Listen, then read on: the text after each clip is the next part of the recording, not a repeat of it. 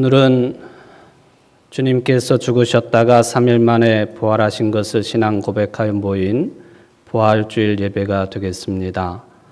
부활의 소망과 영원한 생명력이 이 자리에 참여한 우리 청주제일교회 모든 성도들의 삶에 충만하시기를 주의 이름으로 축원을 드립니다. 부활의 기쁨은 영원한 기쁨입니다. 그럼에도 불구하고 우리의 믿음 없음과 또 인생의 연약함이 이 기쁜 날에도 우리가 온전한 기쁨을 누리지 못하게 된 것을 한 사람의 목회자로 또 하나님의 부르심을 먼저 받은 우리 모두가 참여하는 심정으로 부활주일 예배를 드리게 됩니다. 지난 4월 16일 아침 제주도 수학여행에 나섰던 고등학생들을 비롯해서 476명이, 물론 이것도 정확한 것인지는 끝까지 가봐야 되겠습니다마는 이 476명이 탑승한 여객선이 침몰했다고 하는 안타까운 소식이 충격적입니다. 이 사실 자체도 충격적이지만은 이 사건을 처리하는 과정을 보면서 우리 모든 대한민국 국민들은 말할 수 없는 부끄러움과 분노를 넘어서 삶의 의욕마저 상실한 상태에 놓여 있습니다. 참으로 비통함을 금할 수가 없습니다. 사랑하는 가족, 자녀, 친구를 잃고 큰 슬픔과 절망에 빠진 가족들, 생사조차 확인하지 못한 채 걱정과 불안에 떨고 있을 모두와 이 민족 위에 참으로 부활하신 주님의 크신 위로와 평안이 함께하기를 간절히 바랍니다. 뿐만 아니라 실종자들의 가족과 온 국민의 바람처럼 모두 다가 신속히 구조되기를 간절히 기도해야 되겠습니다. 또 우리 정부는 대형 참사로 이어진 현 상황의 시급함과 엄중함을 알고 신속한 수색 및 구조 작업을 벌여서 더 큰 희생과 슬픔이 발생되지 않도록 최선을 다해야 될 것입니다. 더불어 우리 국민 모두가, 특별히 우리 그리스도인들은 아직 꽃도 피워보지 못한 채 죽음의 문턱에서 시간과의 사투를 벌이고 있을 실종자들, 그 가족들을 생각하면서 성도로서 우리 살아계신 하나님 앞에 간절히 기도해 주시기를 다시 한번 당부를 드립니다. 어느 목사님의 글이 있어서 소개를 합니다. 그리고 이 글이 또 제 마음이기도 합니다. 제목은 수장 되신 예수입니다. 나의 하나님, 어찌하여 나를 버리셨나이까? 순환일인 오는 아침에는 저 십자가에 달리셨던 예수님의 골고다 외침이 저 진도 앞 바닷속에서 들려왔습니다. 21세기 대한민국에 오신 예수는 저 진도 앞바다를 그의 갈보리로 삼으셨습니다. 이번에도 예외 없이 하나님의 내치신 대상은 죄인이 아니라 의인이며 하나님의 친아드님이셨습니다. 참으로 이해할 수 없는 하나님의 연속된 방법이지요. 타락하고 악한 세월이 그들을 죽였습니다. 죄인들이 덤벼들어 의인을 죽인 사건이 십자가였던 것인데 죄 없는 맑은 16살의 꽃다운 어린 생명들이 탐욕과 경쟁심의 화신이 된 세월의 공격 앞에 희생물이 되고 만 것입니다. 세계에서 가장 아이 낳기를 두려워하는 나라 대한민국, 가장 아이 키우기가 힘든 나라 대한민국, 생명답게 바르게 살기가 가장 어려운 나라 대한민국, 그러기에 아이다움과 순진함을 날 때부터 우리 아이들에게서 빼앗아온 나라 대한민국, 세월이 삶의 흉기가 되고 위협이 되며 안산이 평안의 땅이 아니라 사산의 땅이 되게 하는 나라 대한민국, 아이들이 어른들 말을 들어서 사는 것이 아니라 도리어 죽어야만 되었던 나라 대한민국, 그런 그들이 우리의 그 모든 모순들과 우리의 죄악들을 걸머지고 우리 앞에서 저 수장의 십자가에 매달렸습니다. 하나님이 의로운 그들을 죄물 되게 하신 것입니다. 그들 앞서 죽어야 할 우리를 대신하여 그들이 당한 것입니다. 그런데 평소 주님께서 우리에게 하신 말씀이 있습니다. 내가 너희에게 보여줄 것은 요나의 표적밖에는 없다. 아, 주님, 꼭 그 말씀대로 해 주소서. 허가직 수중에 생존한 생명체가 있거든.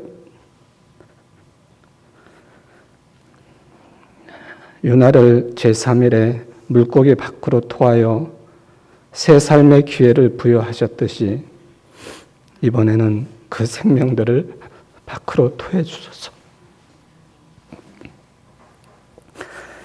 그래서 다시금 새 삶의 기회를 한 번 더 부어 주소서. 죽음과 삶을 함께하는 큰 인물들로 살 기회를 허락하여 주옵소서. 그리스도의 부활 제3일의 아침을 고대합니다. 저 아이들이 진 십자가의 결단코 한때의 아픔이나 슬픔으로 끝나지 않게 하옵소서. 하여 어리석은 세월에 병든 이 세대를 깨우고 공평과 공생과 공존과 공영의 평화의 세상을 여는 아침으로 우리 모두 부활하게 하옵소서. 일그러진 세월을 살만한 세월로 바로 세우게 된 그런 세상을 꼭 열게 하옵소서. 아, 이 백성이 부활하신 주님이 정령 살아계심을 보게 하옵소서. 주난날의 부활을 고대하며 이 민족이 마치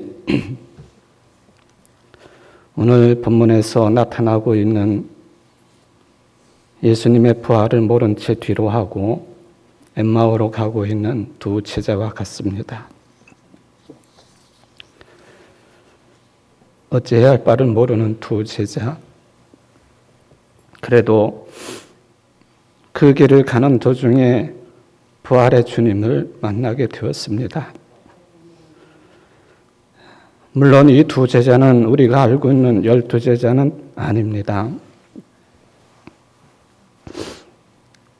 우리는 사도 바울의 유명한 회심에 관한 기록을 잘 알고 있습니다. 예수 믿는 사람들을 죽이고자 혈안이 되었던 사람, 그 자신이 신앙 고백하는 것처럼 그가 너무나도 각박한 마음으로 도저히 예수 믿는 사람들을 그냥 두고 볼 수가 없기 때문에 예수를 그리스도라고 선포하고 다니는 것을 눈뜨고 볼 수가 없어서 철저한 바리새인이었던 바울, 예수를 메시아라고 선포하는 것은 하나님과 거룩한 율법을 모독하는 행위라고 생각했던 바울, 이 사람이 예수 그리스도의 사람이 되었습니다. 뿐만 아니라 예수 그리스도의 종이라고 자처하면서 오히려 박해를 무릅쓰고 만방에 그분의 복음을 전하는 사도가 되었습니다. 그가 갈라디아 교인들에게 그 자신의 과거를 이렇게 고백을 합니다. 내가 전에 유대교에 있을 적에 한 행위가 어떠하였는가를 여러분이 이미 들은 줄 압니다. 나는 하나님의 교회를 몹시 박해하였고 또 아주 없애버리려고 하였습니다.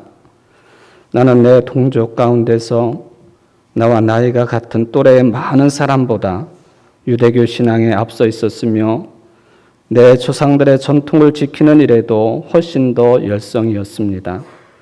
그러나 나를 모태로부터 따로 세우시고 은혜로 불러주신 하나님께서 그 아들을 이방 사람에게 전하게 하시려고 그를 나에게 기꺼이 나타내 보이셨습니다. 그때 나는 사람들과 의논하지 않았습니다. 그렇게 열성적으로 기독교인들을 박해하던 바울, 하나님께서 그의 목덜미를 잡아 채시듯이 어깨를 휘어감듯이 사로잡으셨습니다. 어떻게 핍박자였던 바울이 예수 그리스도의 사람이 되었고 종이 되었고 사도가 되어서 죽기까지 충성하는 그런 인물이 되었겠습니까? 다른 게 아니었습니다. 그가 다메섹으로 가는 도중에 길에서 부활하신 주님을 만난 것이 충격적인 일이었지만 그 계기가 되었습니다. 그 충격으로 시력을 잃기도 했지만 아나니아라고 하는 사람을 통해서 다시 시력을 되찾게 되었고 그 후로는 생명을 걸고 복음을 전하는 사람으로 변화가 되었습니다.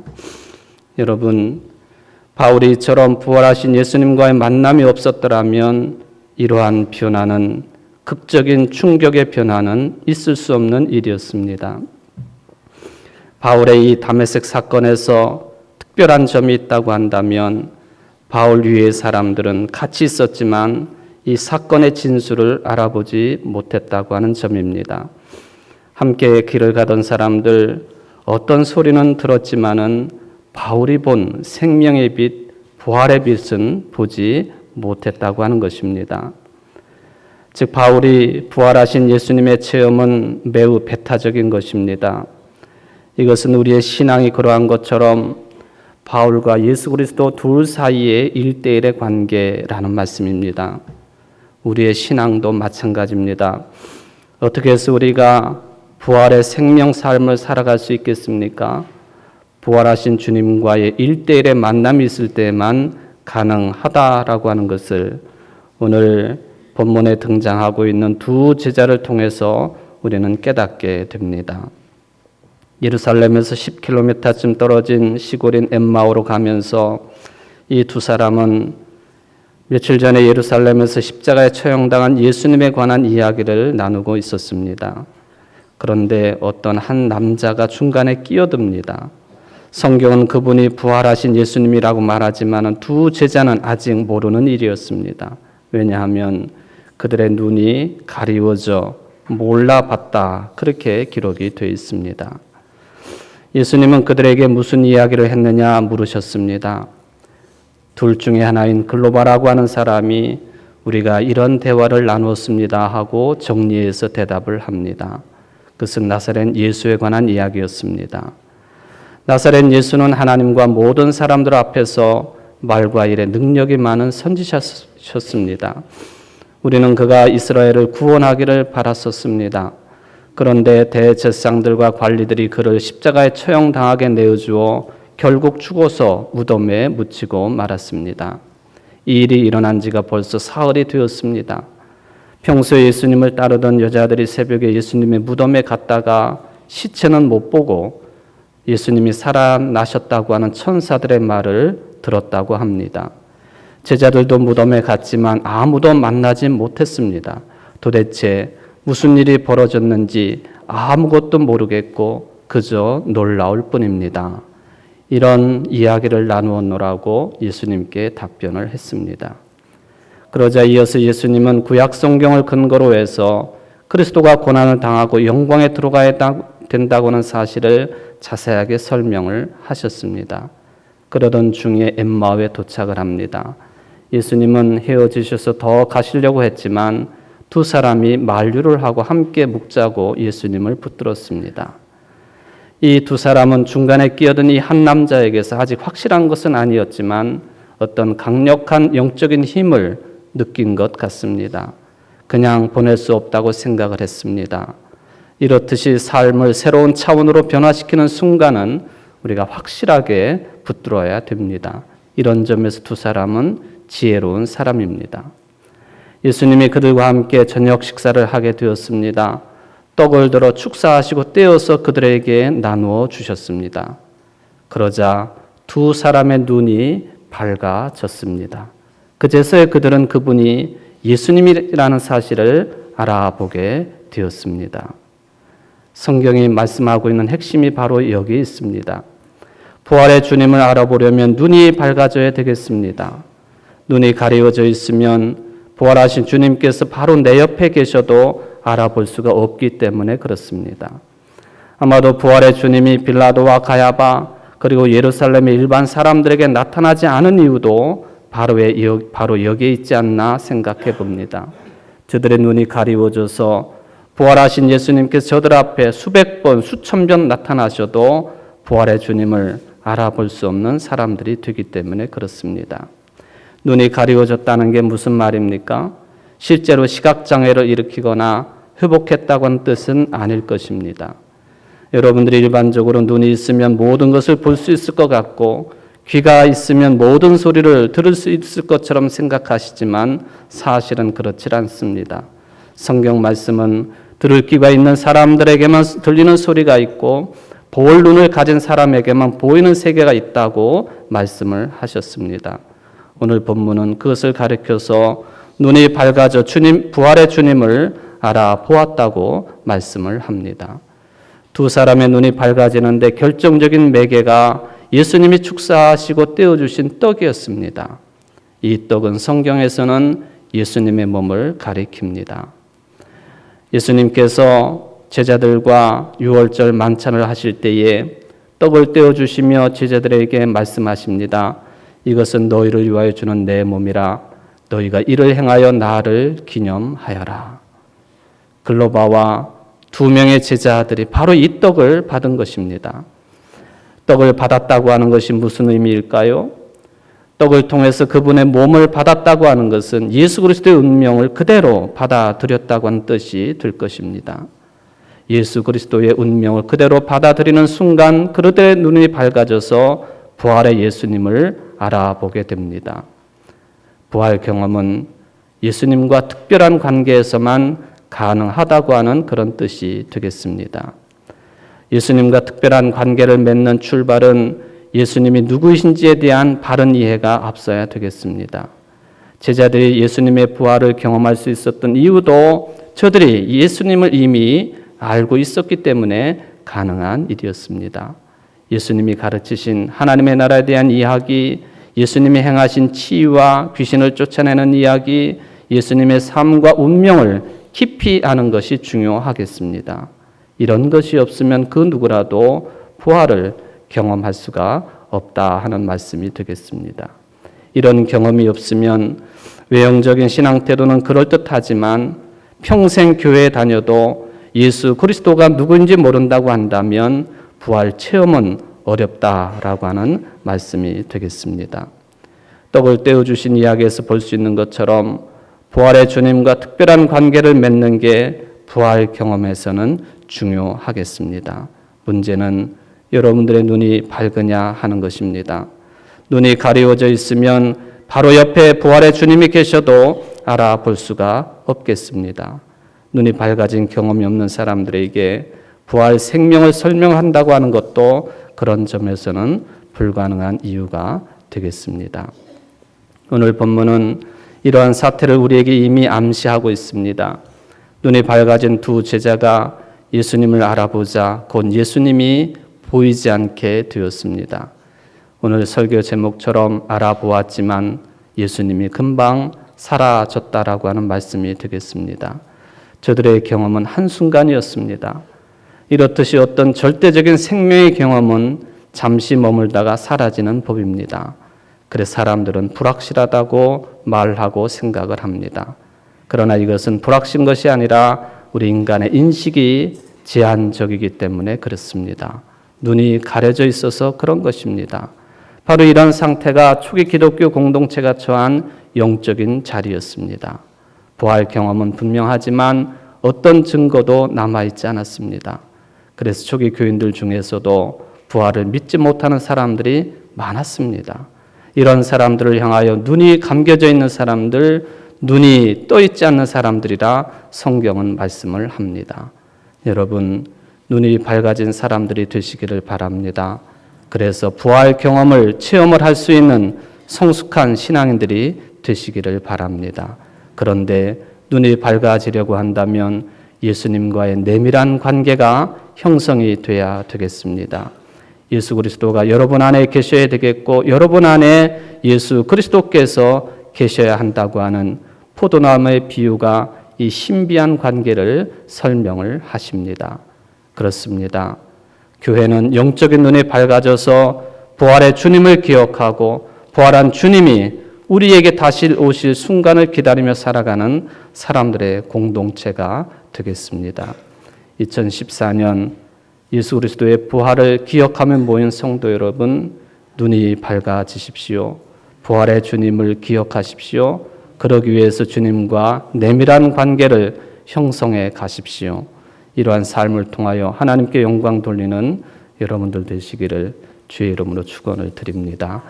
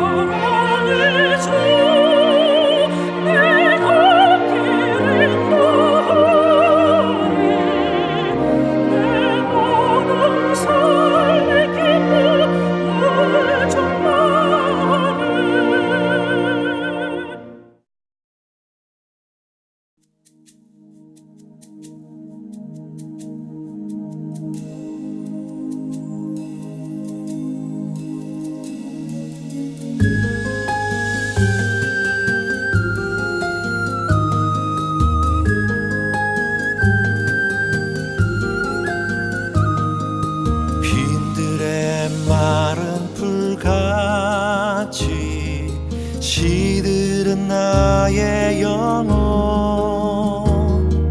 주님의 허락한 성령 간절히 기다리네. 가물어 메마른 땅에 단비를 내리시듯 성령의 단비를 부어 새 생명 주옵소서.